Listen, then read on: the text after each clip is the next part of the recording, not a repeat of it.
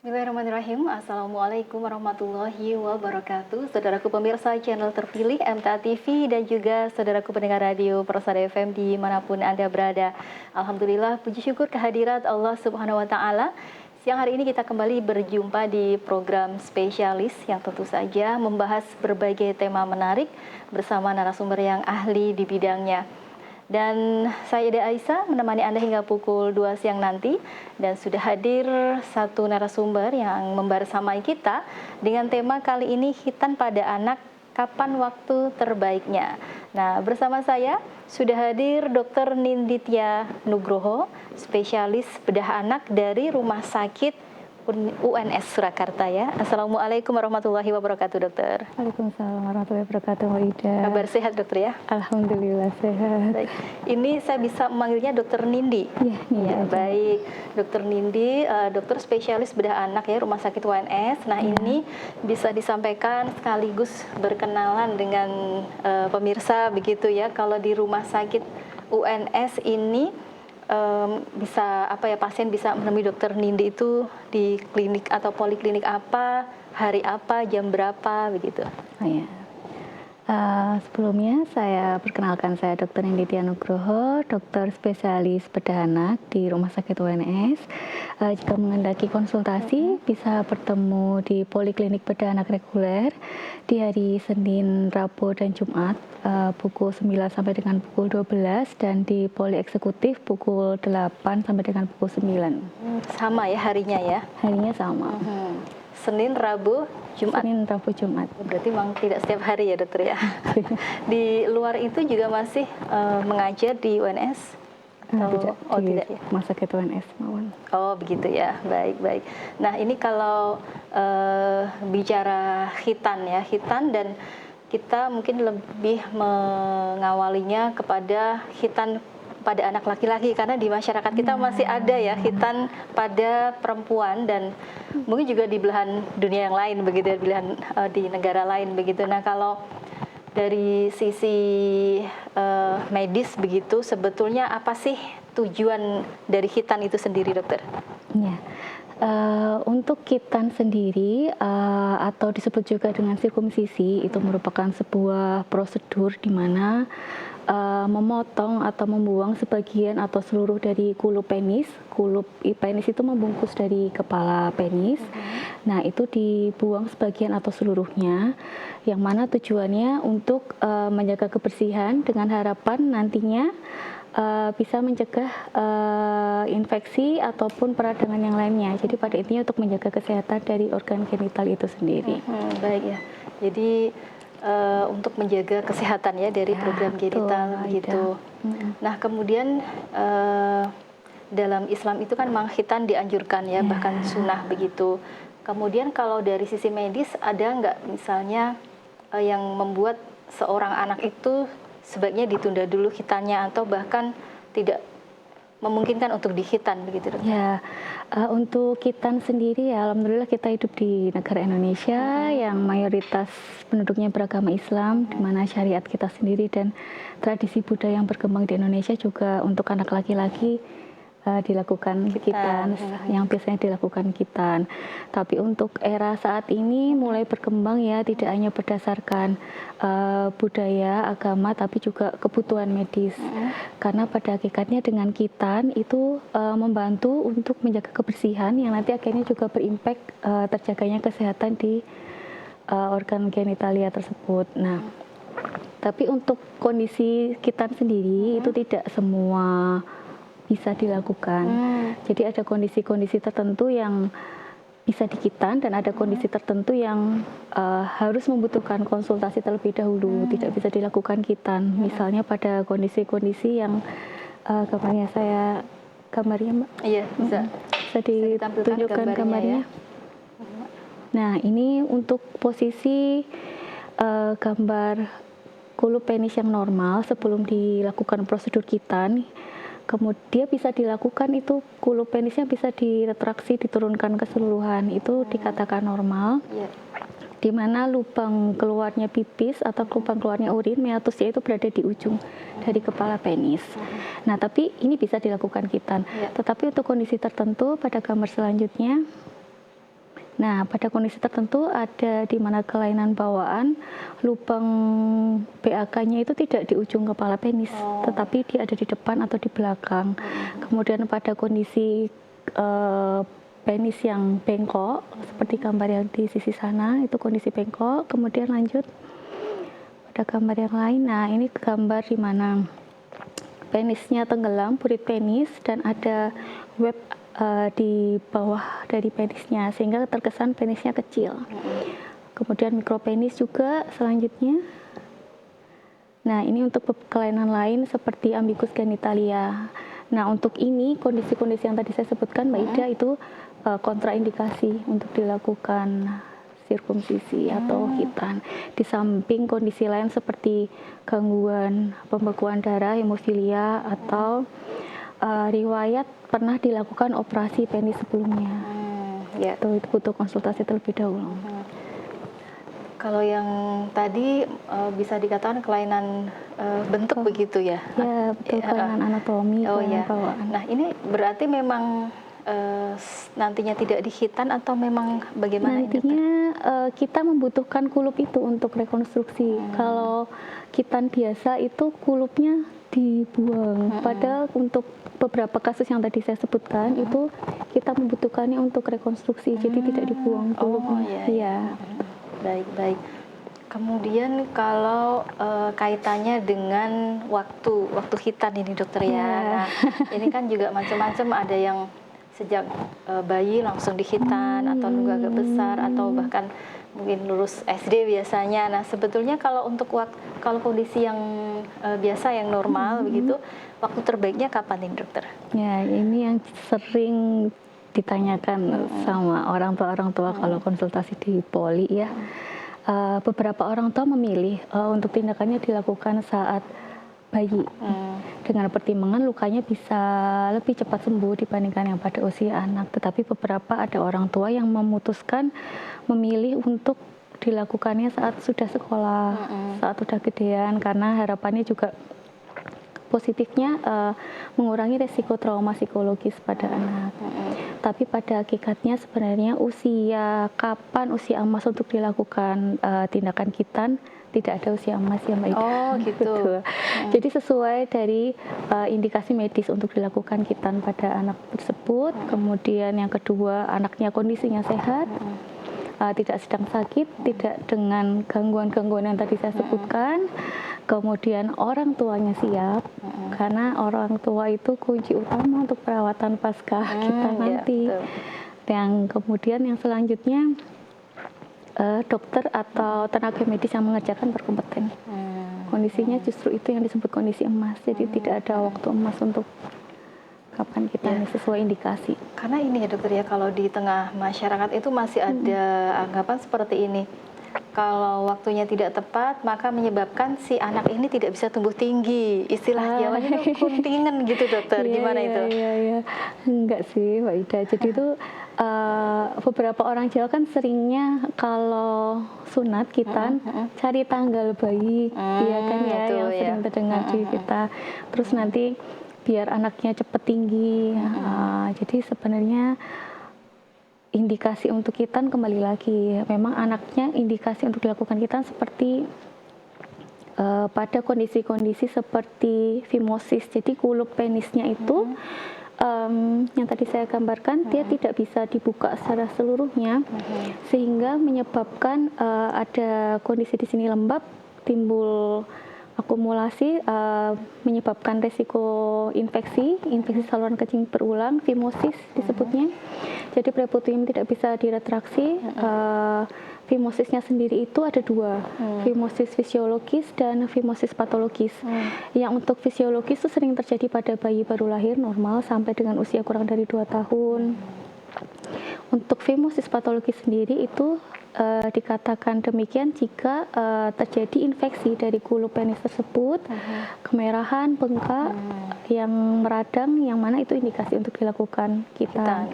Kemudian kondisi yang lain seperti parafimosis, jadi si kulup penisnya tadi terjebak tuh di leher penis, kepala penisnya, itu kondisi emergensi. Kalau dijumpai seperti itu, sebaiknya segera dibawa ke IGD.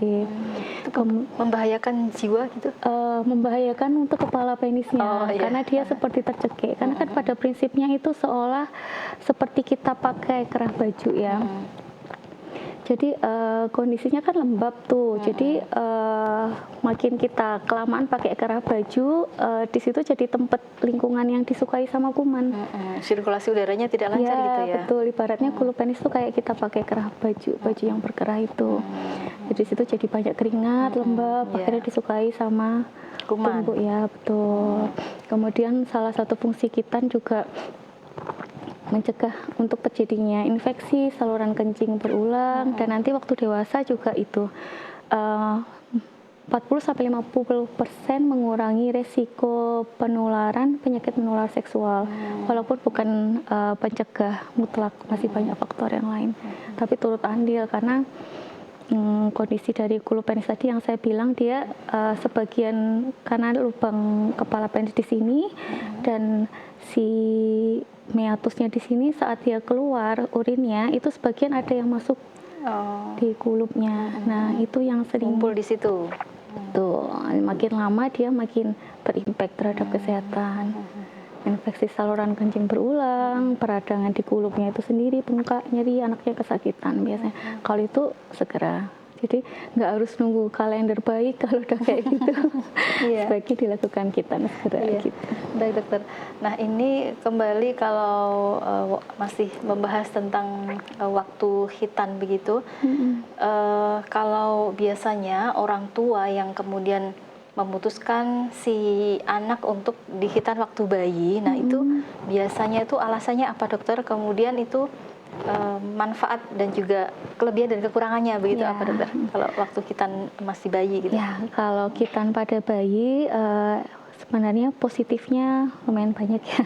Yang pertama, proses penyembuhan lukanya lebih cepat dibandingkan yang pada anak yang lebih dewasa. Kemudian yang kedua, orang tua merawatnya lebih enak karena dia lebih mudah diatur, lebih mudah dirawat. Kalau udah agak gedean, selesai lari-lari lari kemana-mana, ngoten gitu. Terus yang lainnya juga posisinya relatif lebih mudah untuk orang tua merawat pasca khitannya dibandingkan yang pada anak usia yang lebih besar. Dan untuk tindakannya sendiri juga lebih enak kalau usia kurang dari 6 bulan. Biasanya masih bisa dilakukan lokal anestesi, tidak harus dengan sedasi ataupun anestesi umum. Sementara yang saat usia anak itu juga ada bagusnya. Yang pertama, jika usianya sudah kooperatif, biasanya setelah usia di atas 6 atau 8 tahun dia mulai kooperatif, dia bisa tuh diajak orang tua sebelum, nah ini yang sering, orang tua kadang sering nakutin, nanti disuntik sama bu dokter, nah itu tuh nggak boleh. Itu juga karena bikin dokter anak bukan untuk menakut-nakuti ya. Betul, jadi orang tua sebelum khitan coba komunikasi juga sama anak yang untuk usia SD atau usia sekolah, coba dikomunikasikan dengan baik, jangan ditakut-takutin. Nah nanti biasanya anaknya lebih kooperatif kalau seperti itu. Jadi perawatannya, dan anak kalau udah besar bisa dikasih tahu. Pasca khitan untuk merawat penisnya tuh bisa dikasih tahu, jaga kebersihannya lebih bisa dikasih tahu. Itu sih. Baik, kalau tadi khitan masih bayi itu apakah bisa dilakukan pas baru lahir banget begitu dokter? Jadi kayak pusernya aja belum lepas gitu? Atau nunggu mungkin beberapa minggu gitu? Ya, sesuai indikasi. Kalau saat itu kondisi penisnya masih aman, tidak ada infeksi, nah mungkin masih bisa dilakukan setelah usia 7 hari gitu. tapi bisa dilakukan dan jika tidak ada kelainan-kelainan tertentu bisa dengan lokal anestesi untuk anak bayi baru lahir gitu. Dan dia lebih tidak menimbulkan trauma psikologis kalau pada bayi. Karena belum tahu ya. Betul. Kalau udah usia sekolah kan dia jadi kayak ada timbul trauma psikologis gitu. Baik. Nah ini dokter, kemudian tentang metode khitan ini. Ini kan banyak kayaknya sepertinya ya kalau yang sekarang ini, bahkan misal kita lihat tanpa jahit, kemudian juga habis khitan langsung bisa lari-lari misalnya, langsung bermain, langsung main sepak bola misalnya. Nah itu sebetulnya benar nggak sih dokter gitu, ada khitan yang seperti itu, kemudian metodenya apa saja dan mungkin gambarannya seperti apa? Untuk metode khitan sendiri sebenarnya ada banyak ya, dibandingkan yang zaman dulu yang hanya teknik konvensional. Saat ini sudah banyak yang modern khitan, baik dengan klem, dengan stapler. Untuk metode khitan terbaik bisa dikatakan tidak mutlak. Tidak mutlak ada. Jadi semua itu tergantung dari yang pertama kondisi dari anak, kondisi medis anak, kemudian sterilisasinya, prosedur SOP yang ada di fasilitas kesehatan tersebut, dan yang pasti operator, dokter atau tenaga medis yang berkompeten. Justru itu yang harus menjadi pilihan orang tua, karena seringnya tuh orang tua sibuk nih searching metode apa yang paling bagus, tapi kitanya sendiri yang dari tenaga medis justru lebih fokus dengan kondisi medis anak dan sterilisasinya. Jadi kalau mencari tempat untuk khitan anak, pastikan fasilitas kesehatan tersebut mempunyai standar operasional prosedur yang baik dan sterilisasi yang baik gitu, dengan dokter yang berkompeten atau tenaga medis yang berkompeten. Ya, kalau ini tadi mungkin penjelasannya seperti apa dokter, yang konven, kemudian klem, stapler, kalau yang juga ya? Kalau yang konvensional itu bisa dengan gunting dan teknik jahit. Tekniknya sendiri ada bermacam-macam, untuk teknik sirkumsisinya sendiri. Kemudian untuk yang klem, berbentuk seperti klem gitu, kerucut dimasukkan untuk melindungi kepala penis, lalu preputium atau bulbnya tadi dipotong. Tekniknya baik konvensional maupun klem sebenarnya sama-sama bisa dengan jahit ataupun dengan lem kulit, skin glue istilahnya, dengan merek yang bermacam-macam, itu bisa dilakukan.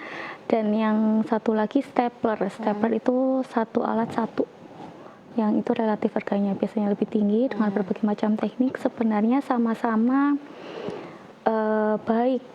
baik, tapi kembali tadi ke kondisi medis anak yang tadi saya sebutkan, dan dokter serta tenaga medis yang berkompeten, sama sterilisasi ya yang utama itu di era sekarang.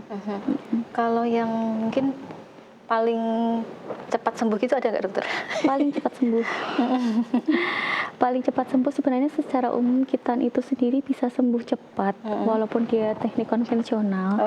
Iya, dalam hitungan hari sampai beberapa seminggu gitu bisa ya? Bisa. Yang konven itu ya? Iya bisa. Bisa yang, dan pasca operasi atau pasca khitan juga sebenarnya bisa.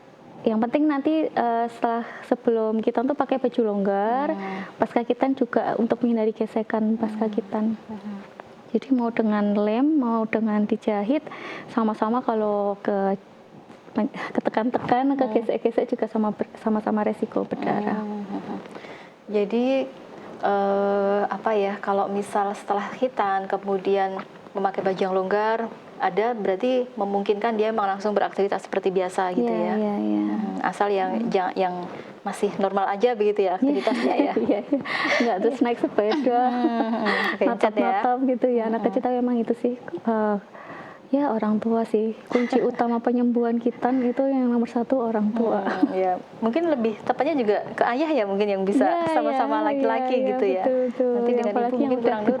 Anaknya mungkin malu sama mamahnya, sama ayahnya. Kalau khitan begitu, apakah juga ada edukasi ke orang tua nanti cara perawatannya seperti apa gitu ya? Harus, orang tua harus tahu cara perawatan pasca khitan.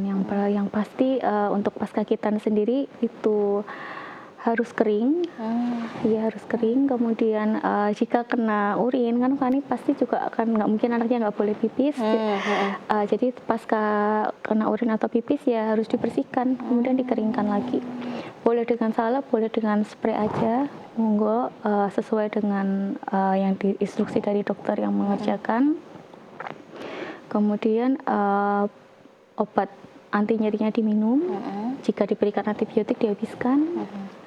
Makan makanan tinggi protein yang membantu proses penyembuhan luka. Dan hindari aktivitas berlebihan tadi seperti ya semodern-modernnya metode kitan yang digunakan kalau pasca kita naik sepeda kayaknya juga beresiko. Ini tadi apa namanya dokter, ketika habis hitan kemudian kan tetap harus pipis begitu ya, berarti memang ada rasa nyeri-nyerinya begitu ya, maksudnya kayak perih gitu, dan ini memungkinkan memang menyebabkan si anak trauma ya kalau yang seperti itu mungkin. Trauma Sedikit takut ya. Makanya yang makin dia gede untuk dilakukan kitan, resiko trauma psikologisnya lebih tinggi dibandingkan yang dikerjakan saat dia bayi. Dan ya tadi sebenarnya ada banyak ya orang tua sekarang tuh sebenarnya malah pintar-pintar. Jadi ada yang kalau mandi ditutup plastik. Ya, ditutup gelas. Ditutup gelas gitu seperti ini. Jadi ya nanti dia mandi tetap berdiri kan, dan lukanya ini juga aman. Terlindungi. Jadi dia tetap bisa mandi. Kan kalau dulu kan nggak boleh mandi ya kalau kita. Nah, sekarang boleh-boleh aja. Yang penting jaga tetap kering. Ya betul, tetap kering, dan kalau kena pipis ya harus dibersihkan. Bisa dengan normal salin, cairan infus atau air bersih, atau banyak produk sekarang yang spray antiseptik itu juga bisa digunakan. Dan beberapa dokter juga memberikan salep antibiotik untuk di area. Baik, ya. Nah, mungkin setelah hitan itu juga orang tua harus mewaspadai, mungkin ada tanda-tanda tertentu gitu yang mungkin membuat orang tua itu harus segera membawa anaknya ke dokter begitu. Nah, nanti dilanjutkan di sesi yang kedua, tanda-tanda seperti apa begitu ya dokter ya. Ya pemirsa dimanapun Anda berada, tetap bersama kami di program spesialis. Kami akan segera kembali setelah beberapa informasi berikut ini.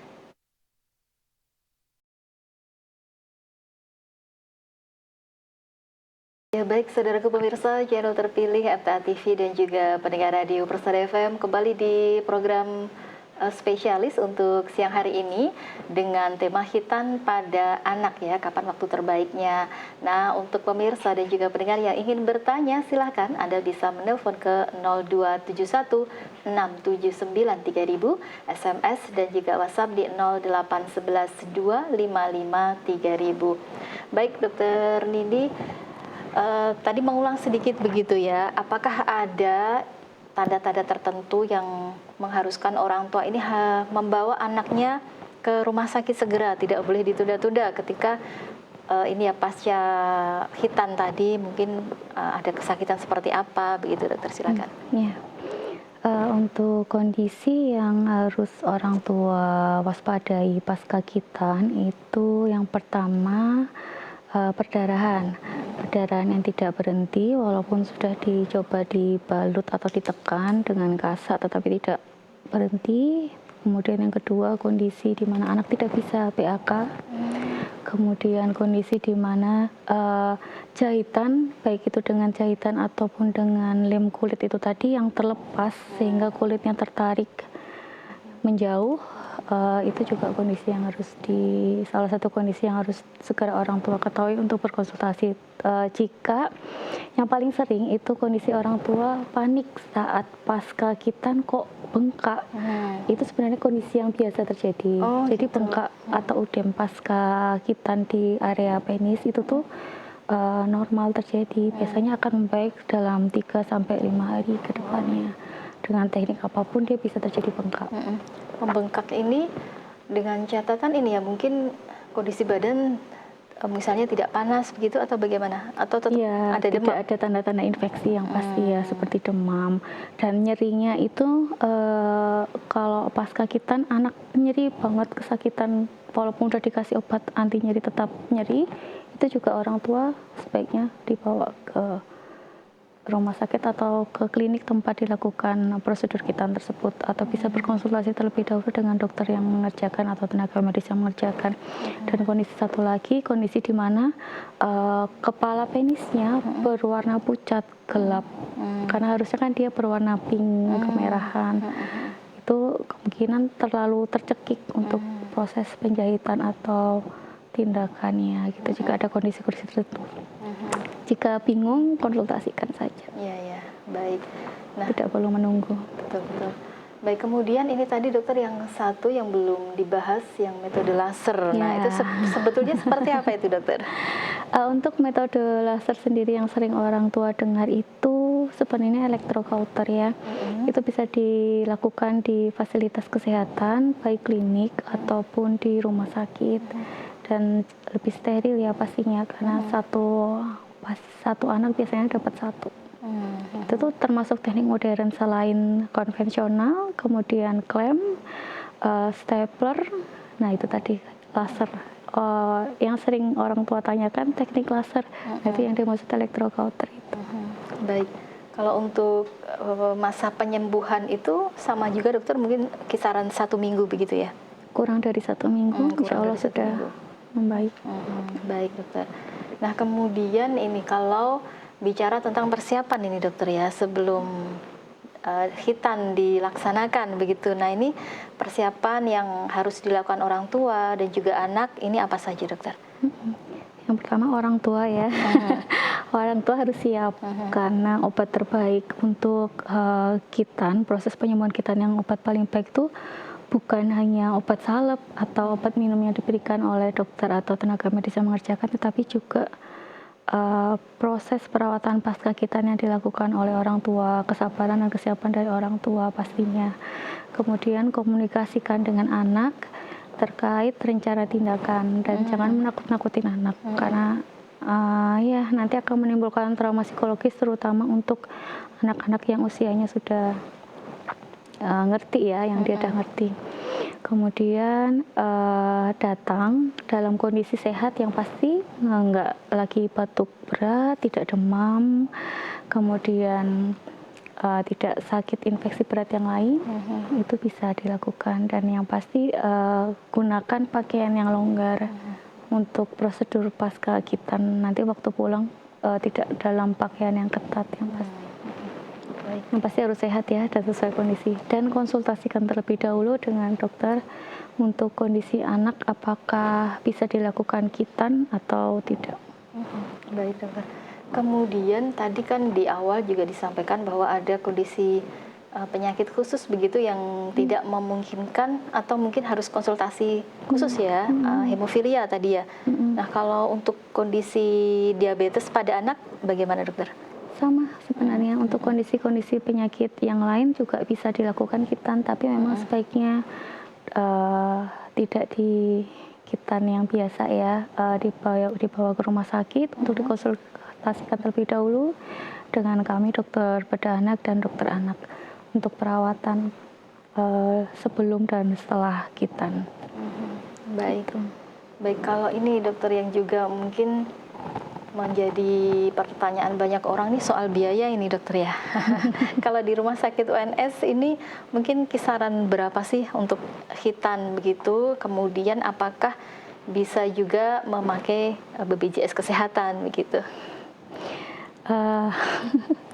Untuk BPJS kesehatan insya Allah bisa ya dipakai di rumah sakit UNS. Terkait biayanya, jika dengan BPJS yang pasti ya akan tercover oleh BPJS, gratis, tidak perlu membayar. Jika menggunakan asuransi dengan BPJS yang beda. Kalau untuk yang non BPJS kisaran berapa itu dokter? Untuk yang non asuransi mungkin sesuai dengan kelasnya ya. Kelas pilihan ruangannya dari kelas 3 sampai dengan VIP ya. Kemudian ada juga yang one day care untuk sirkumsisi khitan dengan lokal anestesi bisa dilakukan dengan one day care. Baik, nanti mungkin informasi lebih lanjut bisa ditanyakan ya ke UNS, Rumah Sakit UNS begitu.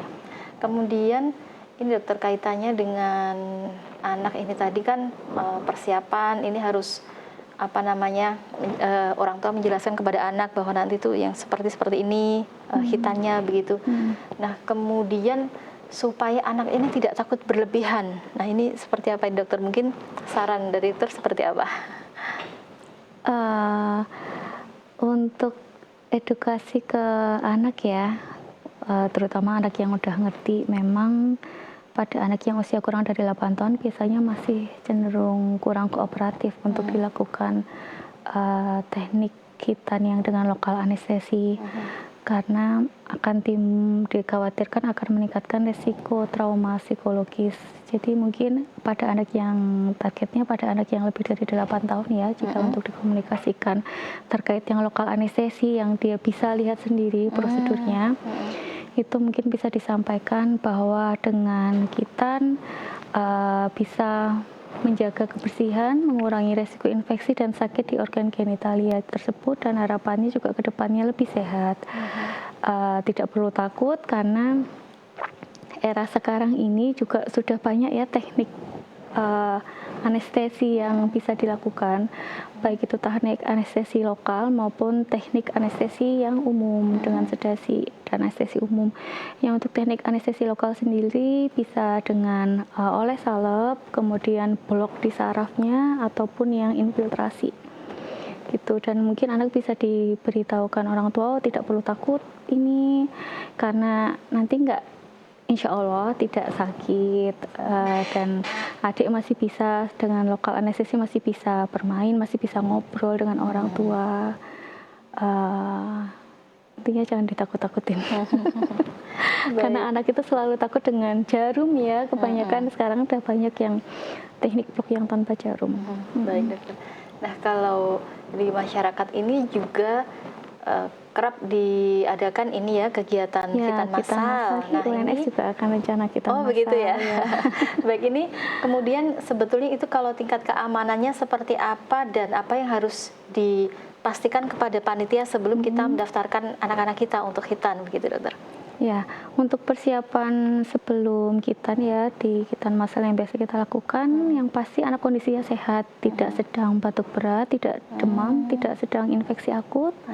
Kemudian nanti biasanya akan tetap ada screening dari dokter di rumah sakit UNS sebelum dilakukan hitan, untuk dilihat apakah kondisi penis anak pada saat tersebut itu aman untuk dilakukan hitan atau kondisi yang kontraindikasi untuk dilakukan hitan seperti yang tadi sudah saya sebutkan gambar-gambarnya tadi. Jika memang bisa dilakukan hitan dan anak kooperatif, insya Allah bisa dilakukan. Dan biasanya disarankan membawa sarung ya, atau celana tempurung, celana hitan itu bisa dipakai pasca hitannya. Dan rumah sakit UNS untuk tekniknya sendiri kita juga sering menggunakan electrocauter untuk kontrol perdarahan, lebih terkontrol perdarahannya, dan yang pasti steril. Semuanya masing-masing anak satu. Ya, baik. Kalau mungkin ini ya, kalau yang diadakan oleh pihak rumah sakit insya Allah aman begitu ya. Kalau steril. Berarti kalau untuk misalnya nih di luar rumah sakit atau di luar lembaga kesehatan begitu, tetap harus ditanyakan itu tadi ya, mungkin dari orang tua itu memang yang apakah sampai detail menanyakan nanti kerjasama dengan siapa, apakah tentang peralatan-peralatannya juga perlu ditanyakan? Ya, sebaiknya demikian, karena sebenarnya kita sebagai orang tua pasien, orang tua anak itu kita berhak untuk mengetahui di fasilitas kesehatan tersebut. Sebelum kita, orang tua berhak untuk menanyakan di fasilitas kesehatan tersebut terkait prosedurnya bagaimana, pakai teknik apa, metodenya, kemudian dikerjakan oleh siapa, sterilisasinya bagaimana, itu berhak untuk bertanya. Dan yang pasti pasca kita nanti perawatannya bagaimana itu harus ditanyakan ya oleh orang tua sejak awal dengan fasilitas kesehatan tersebut sebelum memutuskan untuk dilakukan hitan, selain biaya pastinya ya. Baik dokter. Nah kemudian Kalau dari pengalaman Dokter Nindi sendiri, mungkin bisa di-share kepada pemirsa dan juga pendengar begitu, mungkin kasus yang pernah terjadi dan ini memang patut diketahui oleh orang tua supaya lebih waspada begitu kaitannya dengan khitan ini. Ya. Untuk beberapa kasus yang pernah saya dapat komplikasi pasca khitan ya, yang datang itu yang paling sering skin kulitnya itu ketarik, kelepas. Ya kalau seperti itu ya harus segera dibawa ke IGD untuk di-repair. Untuk perdarahan sejauh ini insya Allah aman, bisa bertahan. Tapi kalau memang pasca khitan yang paling sering tuh perdarahan ya untuk anak-anak yang usia aktif biasanya resiko kegesek, terimpit itu juga akhirnya gampang berdarah. Orang tua sering panik. Kalau perdarahan tidak terkontrol memang harus segera dibawa ke vaskes kesehatan terdekat untuk di-repair. Termasuk tadi kulitnya lepas itu memang dari aktivitas si anak ya biasanya memang? Iya, bisa karena aktivitas anak, bisa karena prosedur yang dikerjakan. Banyak faktor sebenarnya dan kondisi medis masing-masing anak, karena kan tadi memang dipastikan terlebih dahulu sebelum memutuskan untuk khitan apakah sebaiknya memang berkonsultasi dengan dokter ya, apakah kondisi anak saya ini layak atau bisa untuk dilakukan khitan atau tidak. Itu sebaiknya dikonsultasikan terlebih dahulu, jangan langsung memutuskan untuk khitan cari tanggal, enggak, sebaiknya dikonsultasikan terlebih dahulu karena ada beberapa kondisi yang butuh penilaian apakah ini aman untuk dilakukan khitan atau membutuhkan prosedur tertentu termasuk rekonstruksi. Baik.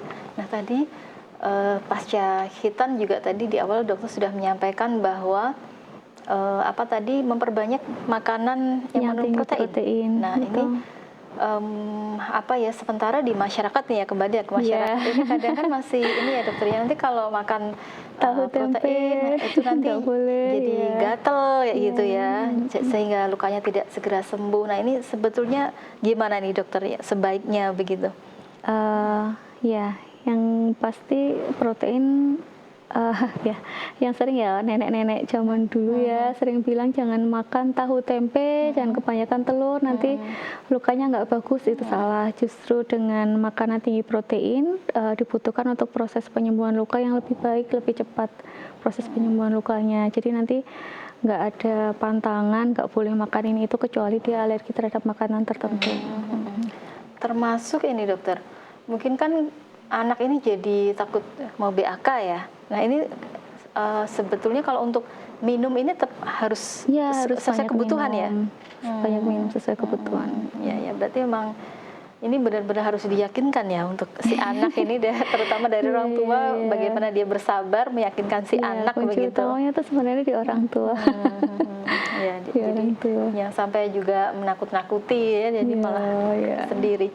Baik dokter, ini kita tiba ini tidak sengaja ya, tidak terasa tiba di penghujung waktu ini. Dokter silakan, apa yang mesti disampaikan digarisbawahi kepada para orang tua kaitannya dengan khitan pada anak ini? Ya, untuk mama dan papa yang di rumah, khitan itu sendiri sebenarnya tidak ada waktu emas kapan anak harus dilakukan khitan. Tetapi yang menjadi fokus adalah kondisi emas dari masing-masing anak. Kondisi emasnya seperti antara anak harus sehat, kondisi medisnya sesuai dan layak untuk dilakukan khitan, tidak ada kontraindikasi, orang tua siap, anak siap, dan dikerjakan oleh dokter atau tenaga medis yang berkompeten di fasilitas kesehatan yang sudah jelas standar operasional prosedurnya dengan sterilisasi yang baik. Dan tidak perlu khawatir untuk perawatan pasca khitannya ya, bisa berkonsultasi jika bingung atau ada masalah pasca khitan juga langsung bisa berkonsultasi dengan dokter atau tenaga medis yang mengerjakan, jadi jangan menunggu. Tuh. Baik, terima kasih Dr. Ninditya Nugroho, spesialis bedah anak dari Rumah Sakit UNS. Semoga ilmu yang disampaikan ini bermanfaat ya untuk kita semua, terutama juga para orang tua ini yang mungkin ini sudah bersiap-siap mau menghitankan anaknya juga. Biasanya kenaikan kelas seperti ini ya. Ramai banget ini dokter ya. Biasanya iya. Nanti libur Liburan panjang ya. Ya, karena libur panjang jadi biasanya kan orang tua di rumah, anak di rumah tanpa ganggu aktivitas sekolahnya. Ya baik, tetap harus memperhatikan tadi yang sudah disampaikan dokter Nindi begitu jika ya. bingung berkonsultasi saja, tidak perlu menunggu. Baik dokter, terima kasih untuk kehadirannya. Terima kasih Semoga di lain kembali. kesempatan bisa hadir kembali. Assalamualaikum warahmatullahi wabarakatuh. Waalaikumsalam warahmatullahi wabarakatuh. Ya baik, saudaraku pemirsa channel terpilih MTA TV dan juga pendengar radio Persada FM dimanapun Anda berada. Sampai di sini perjumpaan kita di program spesialis untuk kesempatan siang hari ini. Saya Ida Aisyah bersama seluruh kru yang bertugas pamit undur diri. Wassalamualaikum warahmatullahi wabarakatuh.